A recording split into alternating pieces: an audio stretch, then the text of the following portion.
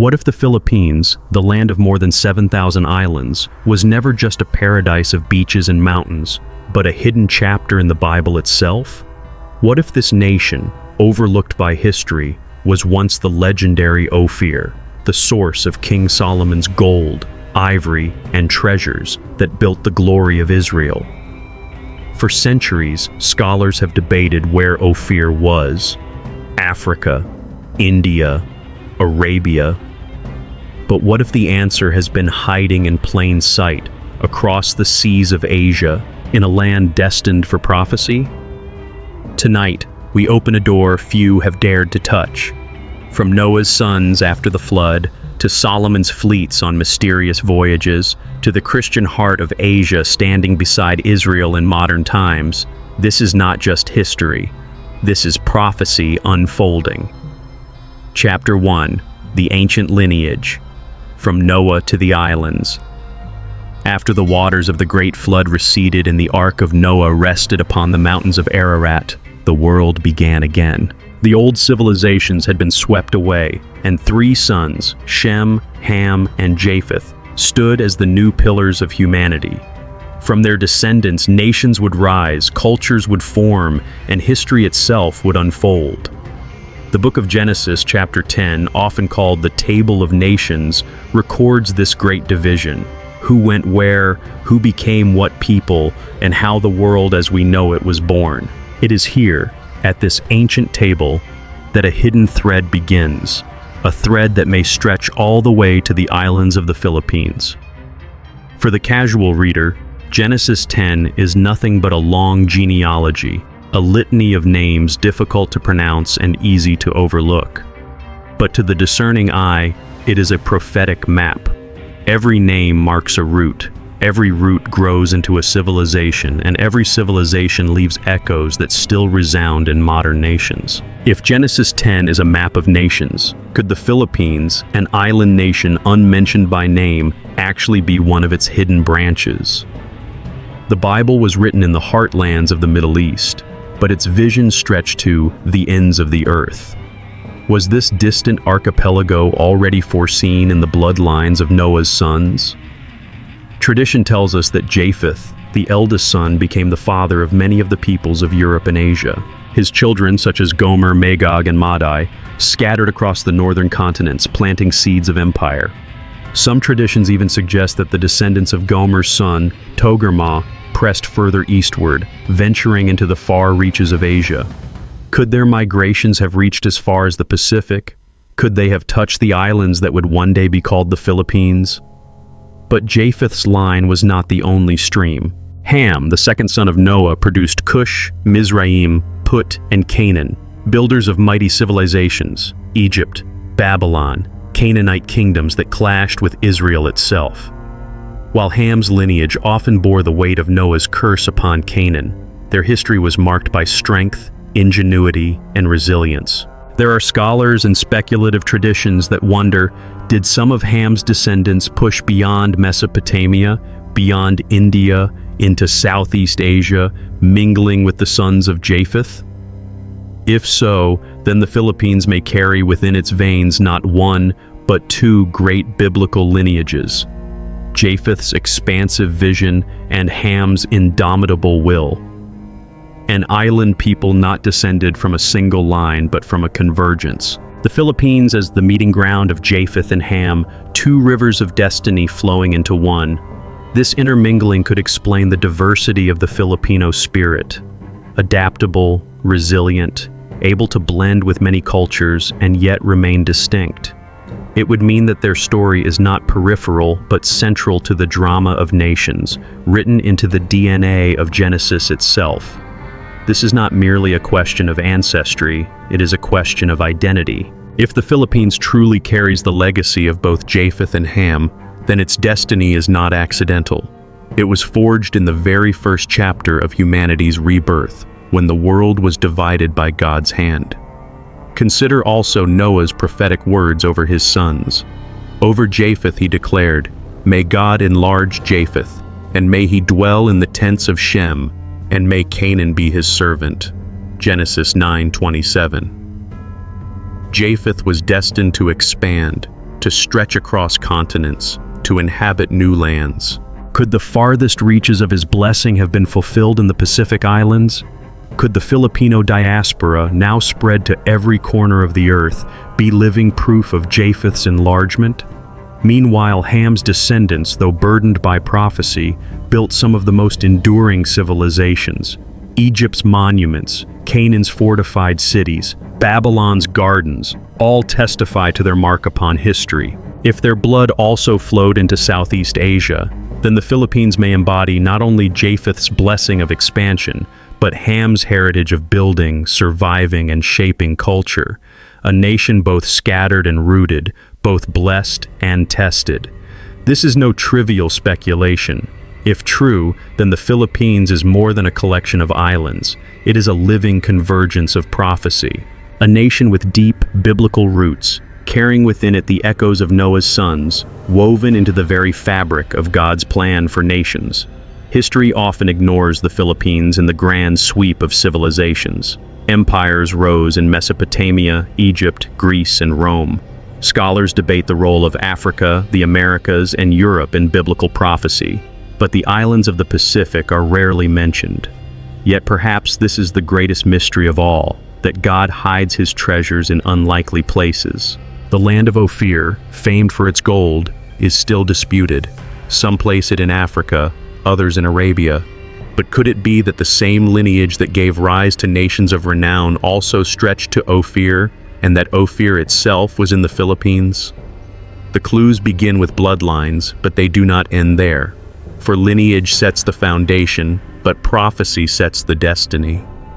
If the Philippines was shaped by Noah's sons, then its role in biblical history is only beginning to emerge. The flood washed the earth clean, but in its wake, it planted seeds of nations, seeds that would one day blossom in unexpected lands. If lineage lays the foundation, what destiny awaits? What does prophecy declare over Japheth's expansion and Ham's resilience? To find the answer, we must turn from ancestry to blessing. For in Noah's final words lies the key to understanding why the Philippines may not just be a nation of the past, but a nation of prophetic destiny. Chapter 2. The blessing of Japheth, expansion to the ends of the earth. When Noah emerged from the ark, he was not only the father of humanity's second beginning, but also the prophet of its future. Over each of his sons he spoke words that would ripple through history, shaping civilizations yet unborn. To Japheth, the eldest, he declared, "May God enlarge Japheth, and may he dwell in the tents of Shem, and may Canaan be his servant." Genesis 9:27. These words are not mere blessings. They are destiny, woven into the very fabric of nations. The enlargement of Japheth was not simply about numbers. It was about influence, migration, and a reach that would stretch beyond the horizon of the known world. While Shem would bear the covenant line and Ham would produce the ancient builders of empires, Japheth would scatter, expand, and fill the distant lands. His seed would travel farther than any other, crossing mountains, rivers, deserts, and seas. The story of Japheth is a story of expansion without boundaries. From the steppes of Eurasia to the isles of the Mediterranean, from the coasts of Europe to the distant reaches of Asia, Japheth's children left footprints across continents. History itself became the record of his enlargement. Yet Noah's prophecy carried a mystery, the phrase, "May he dwell in the tents of Shem." It was not enough that Japheth would enlarge. He was destined to share in Shem's blessings, to live under the shadow of the covenant. Expansion without covenant would be empire without anchor. But expansion joined to Shem's tents would mean influence bound to purpose.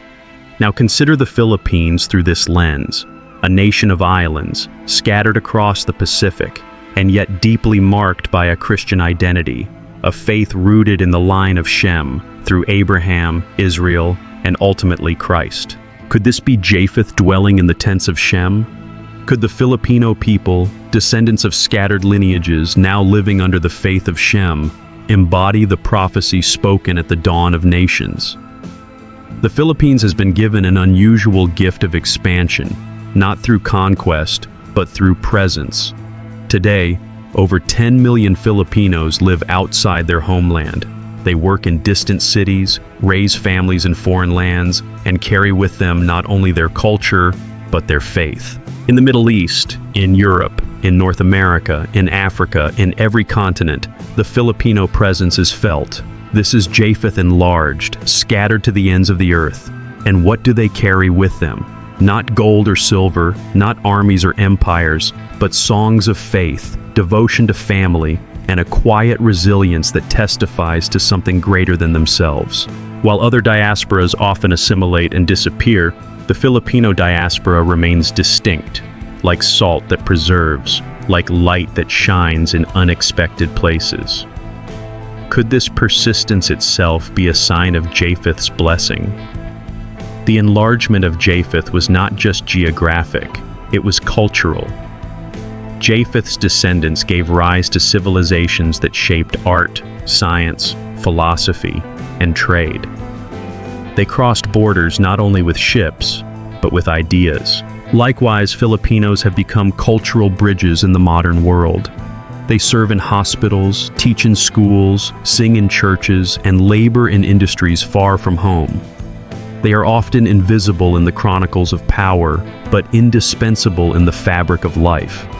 This global adaptability, this ability to thrive anywhere, reflects Japheth's enlargement in a way few nations can parallel. Enlargement alone does not explain destiny. For Japheth was not only to be enlarged, but to dwell in Shem's tents. That is, his expansion was to be tied to covenant. The Filipino presence around the globe is not just economic migration. It carries a spiritual undertone. Everywhere they go, Filipinos build churches, join choirs, serve in missions, and share their faith. In lands where Christianity is restricted, their quiet witness shines. In regions where churches are shrinking, their devotion rekindles hope. This is Japheth enlarged, dwelling in Shem's covenant through Christ, an island nation fragmented by geography, yet united by faith. A people scattered by necessity, yet bound by resilience.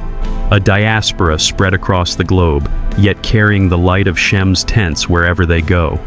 If Noah's prophecy is true, then the Filipino story is not an accident of history, but a fulfillment of ancient words spoken thousands of years ago.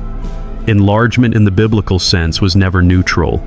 It always pointed to influence, God expanding the borders of a people so that his purposes might reach farther. Could it be that the Filipino diaspora, now estimated at over 10% of the nation's population, is one of the instruments God uses to carry the gospel into every nation?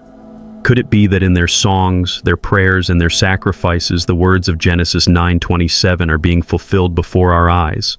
If so, then the enlargement of Japheth is not just ancient prophecy, it is present reality. It is happening now, through ordinary people in extraordinary circumstances, weaving the Philippines into the tapestry of God's design for the nations.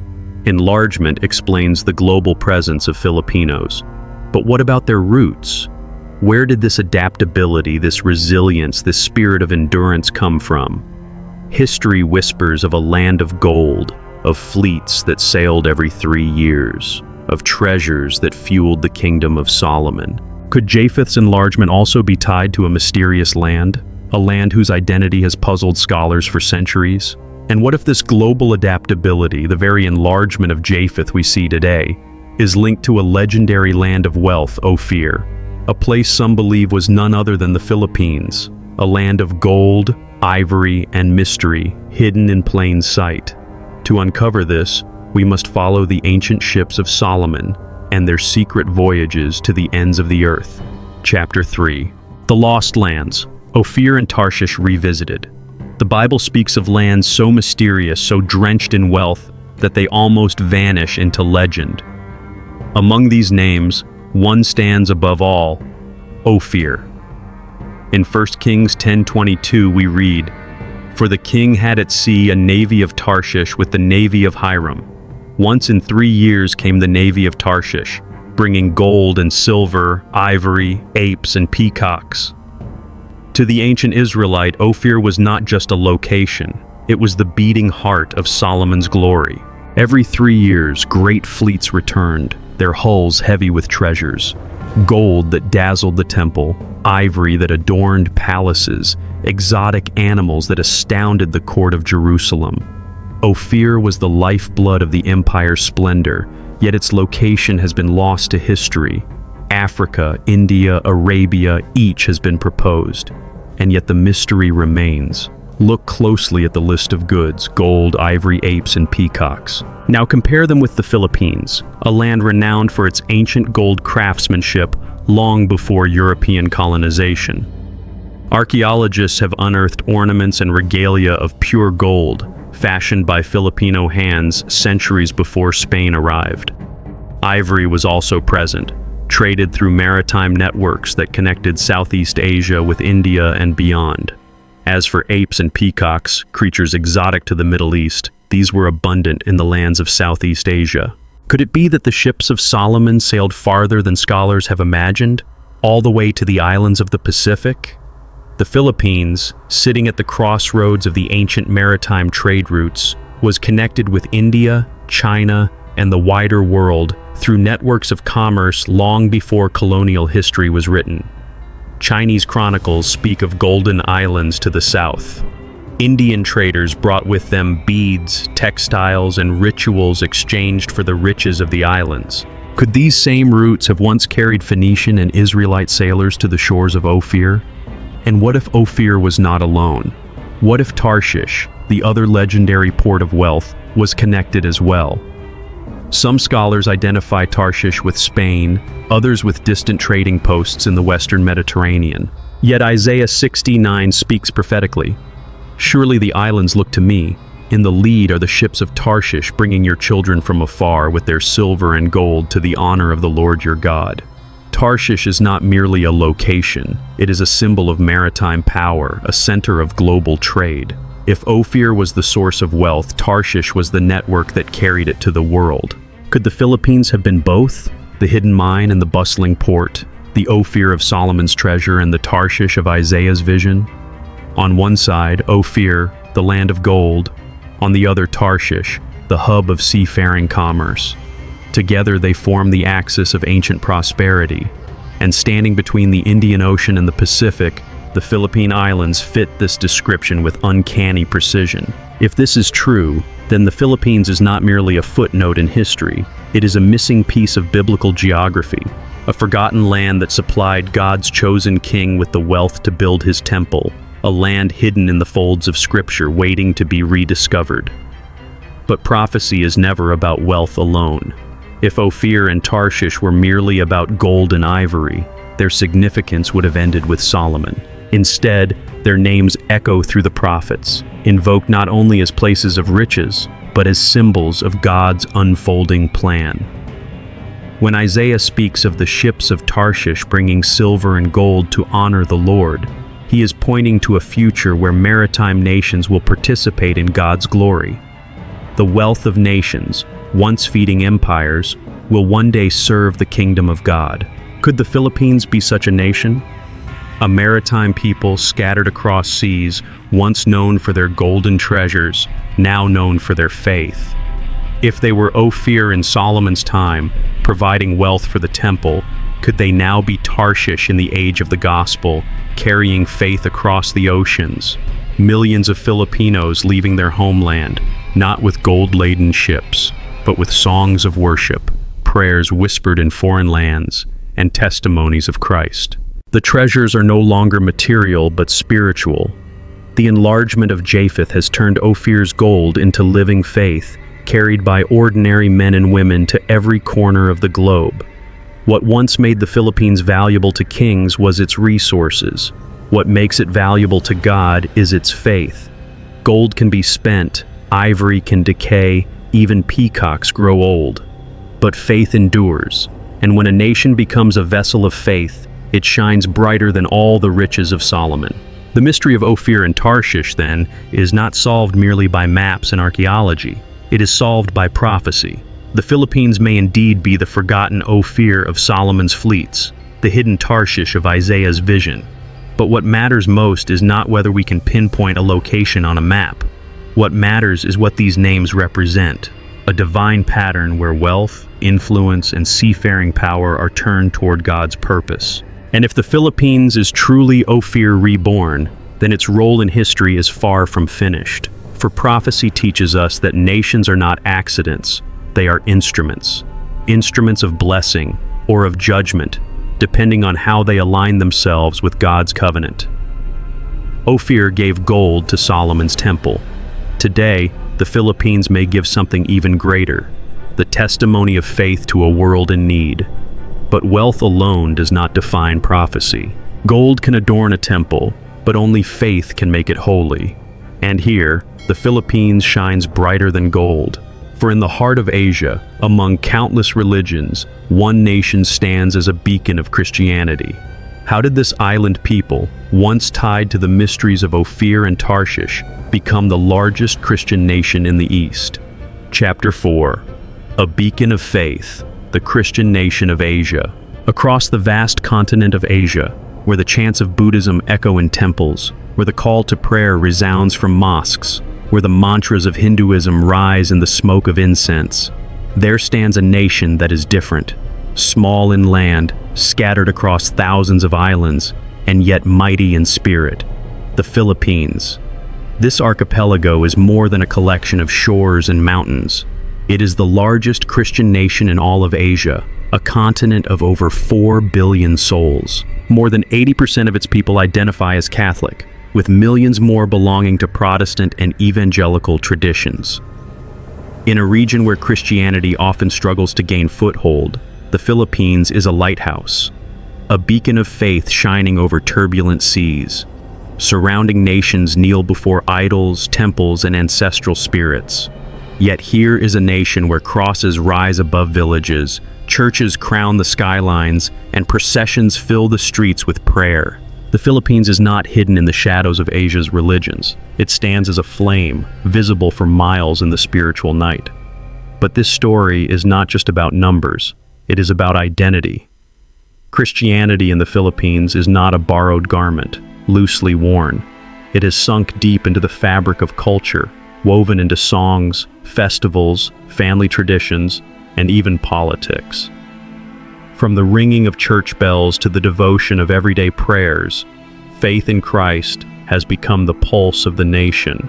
The strength of Filipino Christianity is not confined to the islands themselves. It travels. For over 10 million Filipinos now live outside their homeland, scattered in every corner of the world. They left for work, for opportunity, for survival. But unknowingly, they became something greater. Missionaries in disguise. In lands where preaching is forbidden, where Christianity is persecuted, Filipinos arrive not as evangelists, but as workers, caregivers, and professionals. And yet through them, faith enters quietly, like salt dissolved in food, like light seeping under a door. They sing hymns in dormitories. They pray in underground gatherings. They share Christ in whispers, in songs, in daily acts of kindness. Without titles or pulpits, they bring the gospel into nations where missionaries are not allowed to tread. In Saudi Arabia, Filipino nurses gather secretly to read the Bible. In Hong Kong, maids fill entire churches on their only day off. In Italy, choirs overflow with Filipino voices, reviving empty cathedrals. In North America, Filipino congregations spring up in cities where churches once closed their doors. These are not accidents, these are fulfillments. For Jesus himself declared in Matthew 24:14, "And this gospel of the kingdom will be preached in the whole world as a testimony to all nations, and then the end will come." The command is clear and the prophecy is sharper. The end will not come until the gospel reaches every nation.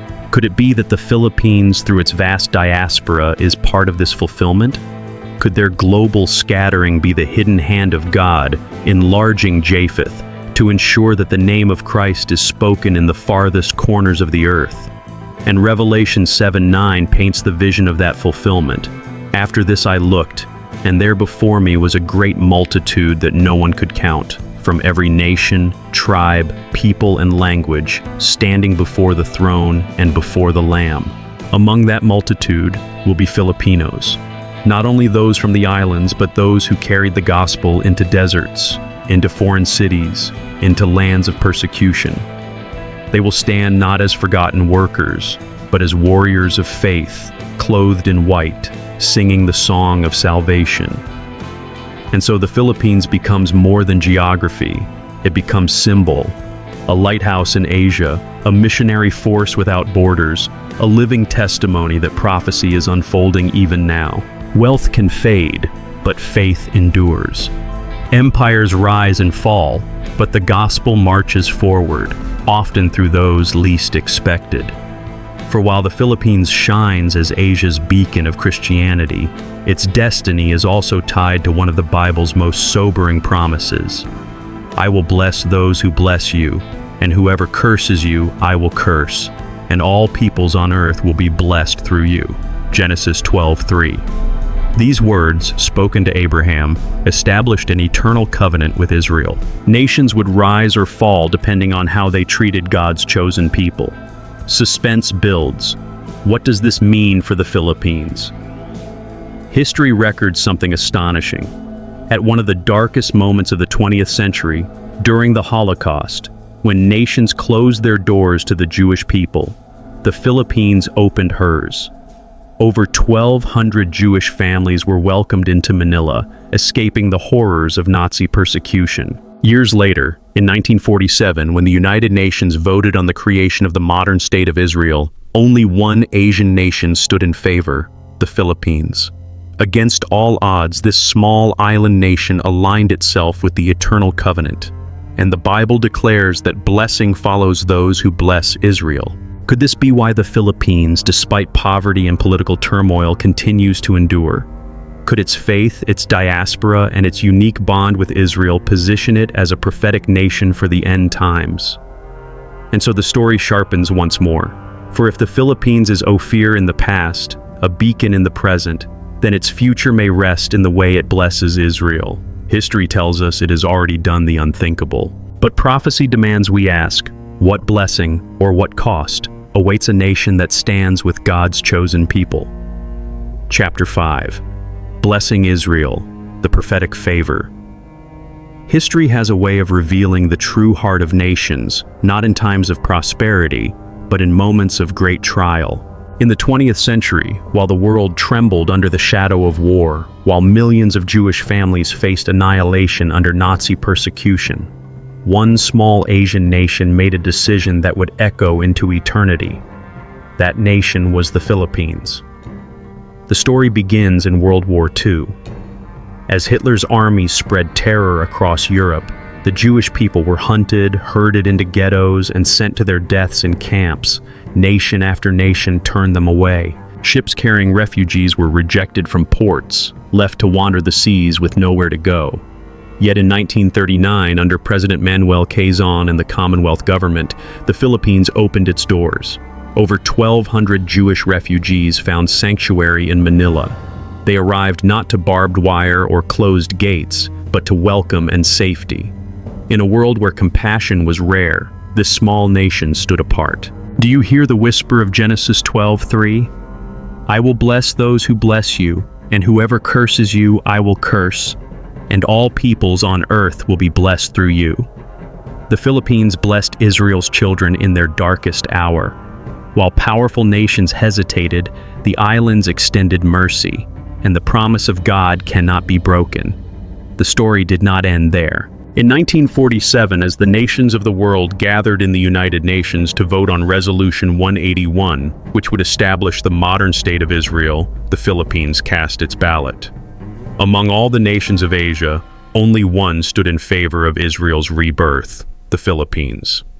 Surrounded by neighbors shaped by Islam, pressured by global powers, the Philippines chose to align with God's ancient covenant. It was a decision that defied politics, but fulfilled prophecy. Could this explain why the Philippines, despite poverty, corruption, natural disasters, and political instability, has never been extinguished? Why this nation, fragile in many respects, continues to endure and shine? Perhaps the answer lies in its faithfulness to the promise spoken to Abraham. For when a nation blesses Israel, it steps under a covering that no empire, no disaster, no enemy can remove. Look again at the pattern. From Noah's sons, the Philippines carried the mingled heritage of Japheth and Ham. From Solomon's fleets, it may have been Ophir supplying the gold that built the temple.